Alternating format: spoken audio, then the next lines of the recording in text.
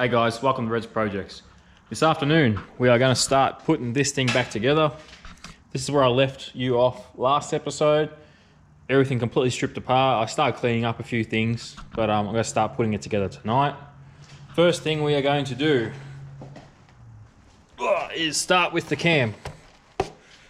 So this is a Crower 00572, which is duration at 50 thou is 217-226. Lift is 552-575, and it's got 114 lobe separation angle. So it's a fairly mild cam. It's a decent step up from the LS1 cam, but it's not like as big and aggressive as like a sloppy stage 2 or some of the comp cams you can get. Some of the bigger NA cams. This is just a fairly mild cam, which should work really well with street manners and with the blower. So first thing I do, slap that in, get some of this front part back on, maybe get the cover and the balancer back on, and then focus my attention on the heads. Okay, once again, water pump bolts, make it easy to grab onto the cam.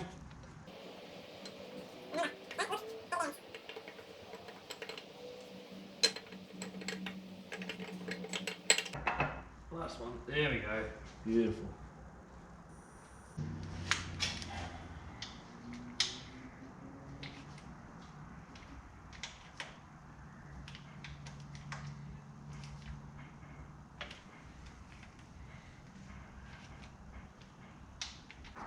Cam gear.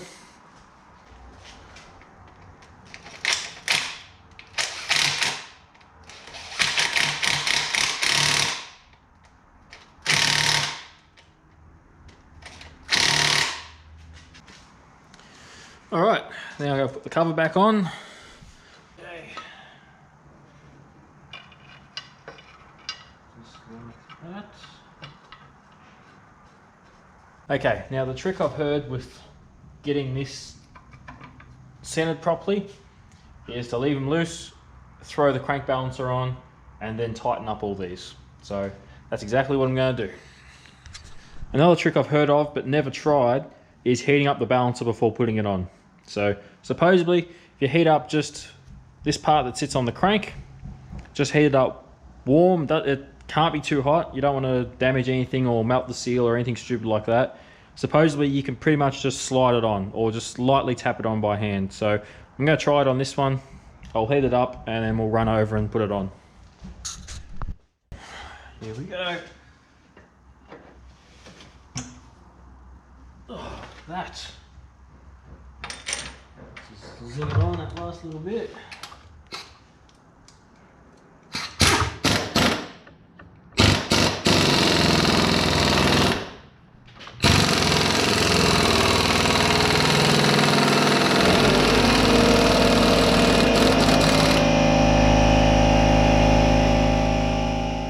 Alright, I've pretty much run out of time for today. I'm happy I got this back on and got this sealed, because I'm going to go in, have some dinner, come back out and probably scrape all these surfaces and clean all the gunk and stuff off this. And having that sealed makes it one less area for crap to get into the sump. So as long as I keep the lifter area clean, it'll all be good. So I'll clean everything up for tonight, tomorrow morning. Lifters in, heads on, and just start getting this thing back together. Hopefully I might be able to have this running by tomorrow, Arvo. We'll see how we go. But that's all for today. I will see you tomorrow. All right, I'm back. Last night off camera, I cleaned up all the deck surfaces and got rid of a lot of the gunk and that was on top of the motor. So that's all ready to go together. First thing I'm going to be doing is putting the lifters in, then I can put the heads on. Speaking of lifters, they are Elgin LS7 style lifters. They've been soaking overnight. I like to soak them in oil with the holes facing up, and it kind of bleeds the air out of them and helps when you first start it up for them to get pressure and bleed up properly. Speaking of LS7 LS7 lifters, I never knew what the craze was about these. Everyone wants LS7 lifters. They're better. They're this. They're that. And I never knew why until I got some and found out that this is a normal LS1 one, and you can see it's only got 2 sides to it, and the LS7 one's complete the whole way around. So you got more surface area, so it's more stable and lifter bore. It's obviously stronger, and other than that, it's much the same. So now I finally know. I know why people want these LS7 lifters. So learn something new every day. But as I said, first thing, we'll get lifters in, and I'll have to slide the headers in, and then we'll put the heads on.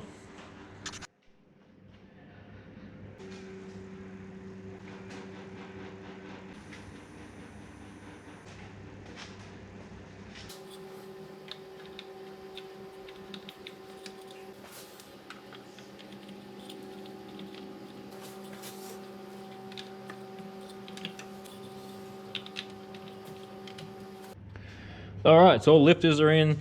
I've cleaned the deck down again just to make sure there's no oil or anything on them. I sat the headers in. Make it a lot easier to do it now than when the head's on. Throw the head gaskets on. So again, they're just genuine GM stock gaskets.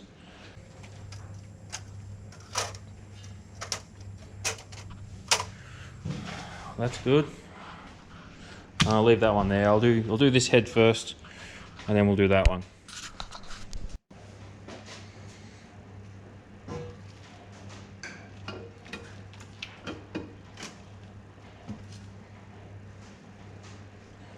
That's it. Beautiful.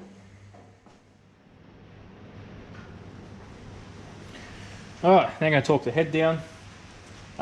What I would normally do if I was reusing the GM bolts is I would just tighten them to 50 foot-pounds and call them done. But because these are aftermarket head bolts and they haven't been stretched yet, I'm going to do them exactly by the book. So first step for that is to tighten all the bolts 30 newton meters. So that's the long, the short, and the little 10mm header jobs. So do them all 30 newton meters, and then we'll go from there.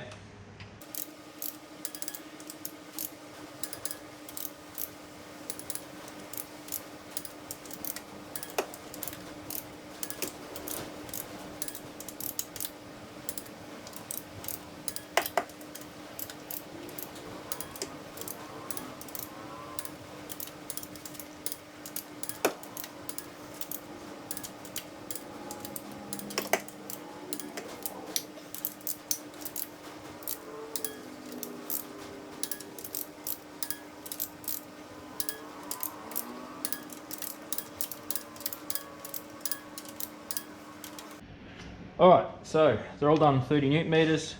These little bolts are now done, you don't have to touch them again.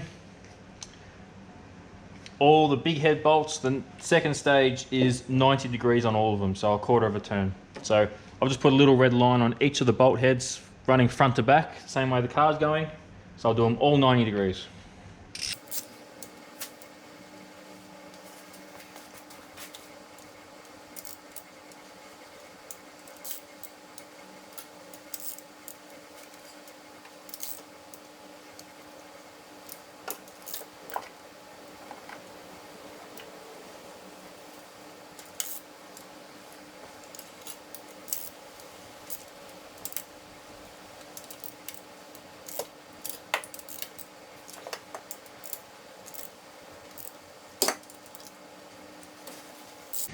Okay, now this is the part I don't like. The next step is for the long bolts, another 90 degrees, and the shorter ones, 50, which I'm going to be roughly about 45, which is an eighth of a turn. So this never feels nice, but this is what they say.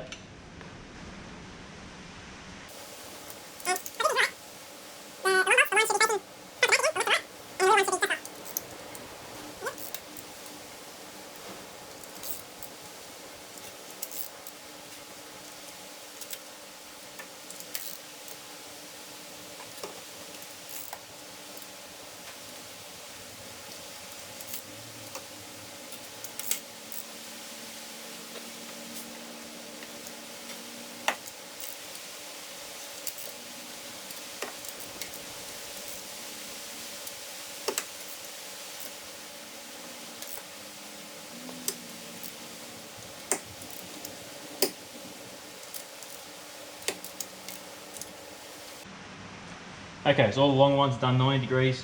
Just the two short ones I have to do at 50, which I'm pretty much just going to round down to 45. About that.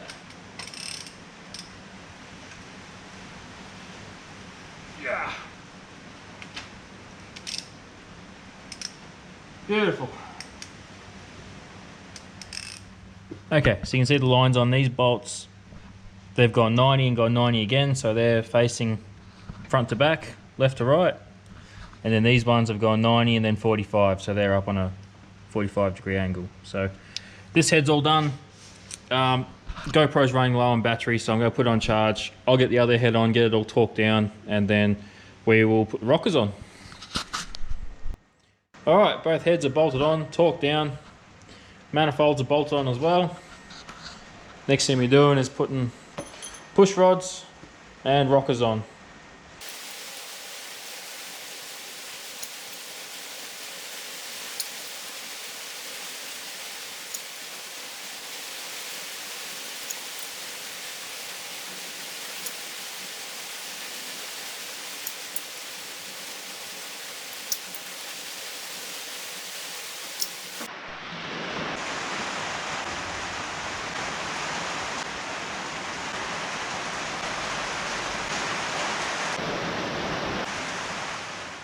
Don't they look beautiful?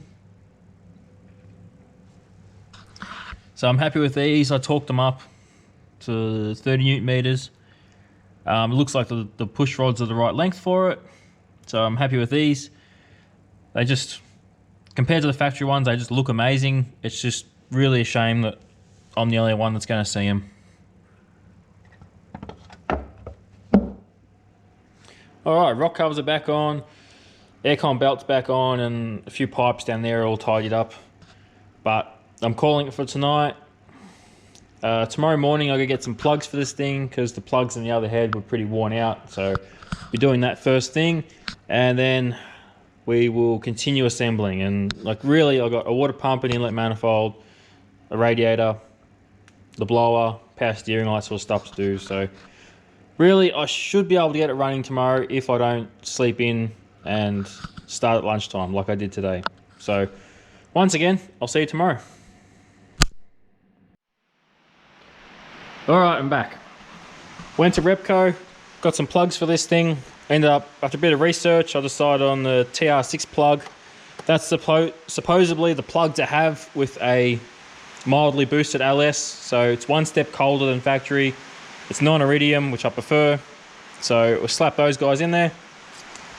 I gave the inlet manifold and the water pump a quick clean, so they can go back on. Radiator can go back in, power steering, coils, supercharger, all that stuff can go back in. So if I don't stuff around, I should be able to have this running later today. So no more talking, let's start spinning some spanners.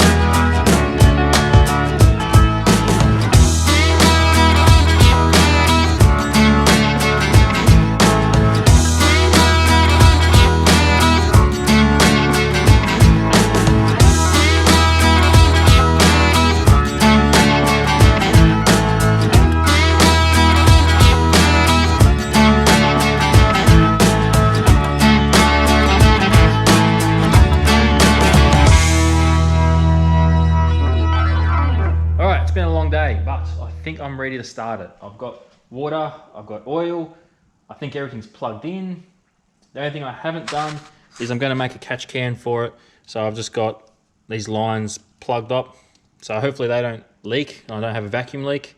Rock cover's just venting to the atmosphere. I'm going to make a nice little catch can that goes there. It's open headers. The headers aren't joined to the rest of the exhaust, so it'll be loud. But nothing's leaking at the moment. Hoping it stays that way. And we'll try and fire it up. All right, here we go. First attempt.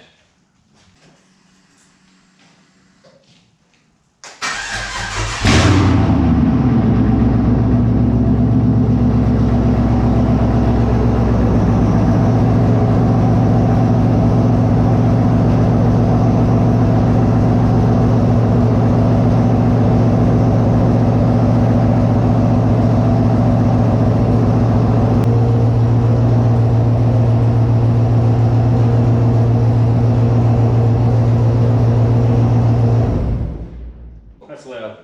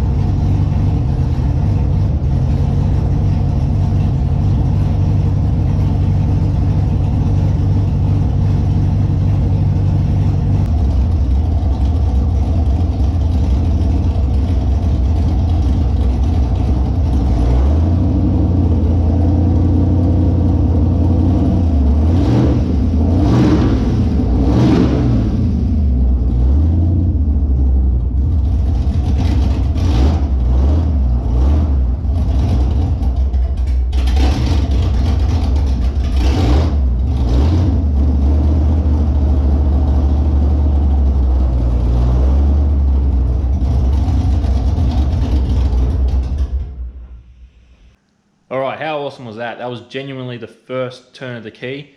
It surprised me. I thought it would have been cranking for a little bit, build fuel pressure, these deadhead systems, you know, get the air and stuff out, but just instantly, just fired and it just bam, it was just loud and just that high cammy kind of idle. It was just awesome. So I'm really happy with it. I ran it for a little bit to get a little bit of temperature in it, and so tomorrow I can go over it, just make sure there's no leaks and top up the cooling system and all that sort of stuff. And then tomorrow I've got to start on making a catch can for it. The way it was set up before was putting boost into the crankcase, which is no good. So I'm going to make up a proper catch can for it. I have to join up the exhaust. I've got to put these guys on, give them a cut and flange them up and put them on, so I've got an exhaust system again, and just go over everything. Put zip ties where zip ties need, and oil, fuel. All right, finally I got it running, so finally I can end this episode off. Like I said, next episode I'm just going to be doing exhaust, a few bits and pieces, and with any luck I should have the results from when it goes onto the dyno. I'll put that on the end of next episode, so stick around for that. Thank you for watching, and I'll see you next time.